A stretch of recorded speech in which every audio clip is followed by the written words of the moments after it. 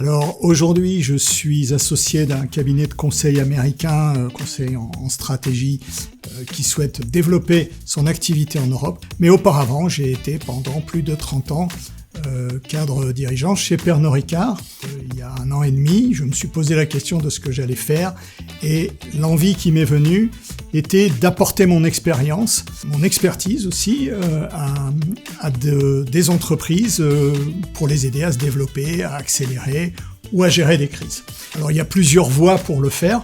Celle du conseil en est une, mais une autre est celle d'administrateur indépendant au sein du conseil d'administration d'une entreprise, qui m'a paru très intéressante.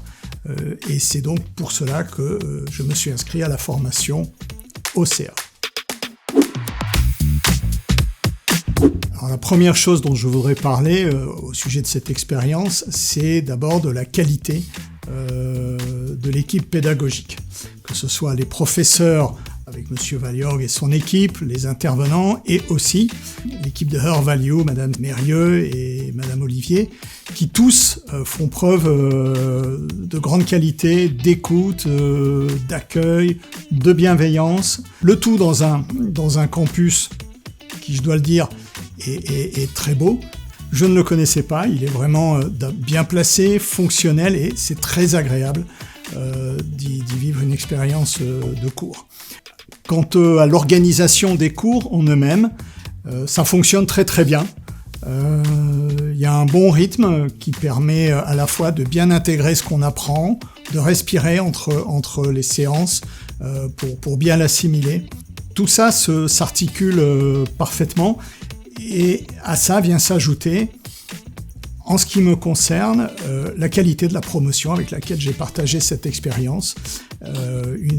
Des hommes et des femmes venant d'horizons très variés, le monde de la grande entreprise, le monde associatif, le monde agricole, ce qui est extrêmement enrichissant. On a eu des échanges très profonds. Alors avant cette formation, ma perception du rôle d'un administrateur et d'une manière générale d'un conseil d'administration était assez théorique. En réalité, un conseil d'administration a un rôle de soutien, d'accompagnement aussi du dirigeant. C'est pas ce qu'il y a de plus facile, je pense. Et l'apprentissage, la découverte de ce rôle a été un des grands apports pour moi de cette formation. Alors la formation, elle est très complète, elle couvre à travers un ensemble de modules tous les aspects de ce que c'est que d'être un administrateur, juridique, financier, les enjeux ESG, les enjeux IA ou informatique, les aspects internationaux. 3 exemples, il y a un CV, un pitch. Alors on a déjà des CV, on a déjà peut-être travaillé des pitchs, mais ceux-là sont véritablement formatés pour une candidature d'administrateur indépendant. Et ça n'est pas la même chose qu'une candidature à un poste de cadre ou de dirigeant. La troisième composante, alors elle est apportée par l'équipe de Her Values, en particulier un appareil de réseau, de contacts, d'organismes, des contact details.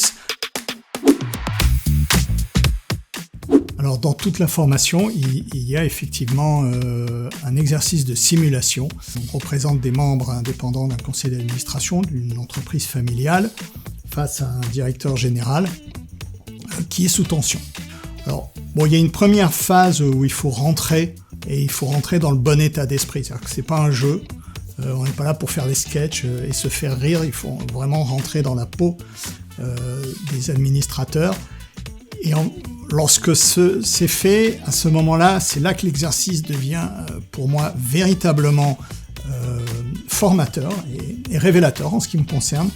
Parce que, j'ai fait allusion à un autre moment, face à un dirigeant qui est dans une situation difficile, qui est donc sous tension, qui est sur la défensive, il y a une tentation ou un penchant naturel, il peut y avoir en tout cas, d'adopter une position agressive. Remettre en cause, challenger, contester. l'exercice, comme il est mené à travers les échanges, vous fait réaliser que c'est pas la bonne approche. Le moment de discuter, de remettre des remises en cause viendra, mais au départ, le rôle d'un conseil est de soutenir le dirigeant, précisément dans les moments difficiles. Et donc la première approche, elle consiste d'abord à essayer de comprendre la situation dans laquelle il est, les raisons pour lesquelles il a pris les décisions qu'il a prises, sachant que c'est quelqu'un normalement de compétent et d'intelligent. Voilà, comprendre tout ça pour pouvoir déterminer ensuite comment on vient l'aider, mais en bienveillance, et non pas de manière critique ou agressive. C'est vraiment quelque chose qui, je pense, n'est pas évident quand on a une vision extérieure du conseil d'administration. Et l'exercice, encore une fois, je l'ai trouvé très bien conçu pour faire toucher du doigt cette réalité qu'en ce qui me concerne, je n'avais pas vraiment perçu auparavant. Excellence, richesse et convivialité.